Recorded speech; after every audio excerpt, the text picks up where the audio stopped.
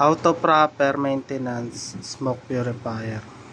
Pag open nyo po, makikita nyo po itong black na filter. Huwag nyo pong tatapon yan, disposable po yan. Pwede po siyang laban.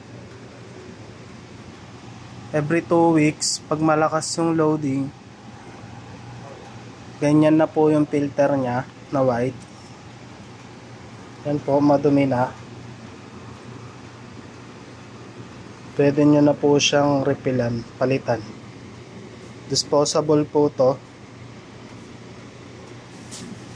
Then punasan nyo lang po yung mga basa-basa dito sa gilid ng ano.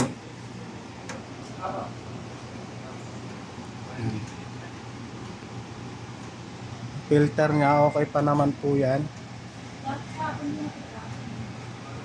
Ito po bagong white filter. Lagay nyo lang po dyan.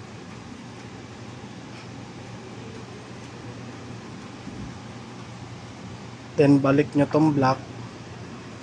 Kasi pwede pa yan. Nalalaban naman yan. Nyo kung humihigop siya ng ayos. Yan po. Hihigop naman po siya malakas. Okay na po yan. Pag nabalik nyo na po, punasan nyo na lang yung tira-tirang moisture dito sa labas.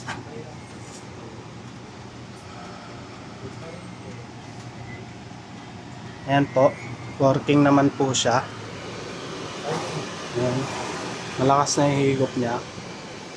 Every 2 weeks po palit ng ano, depende sa loading ng machine. Yun lang po, thank you.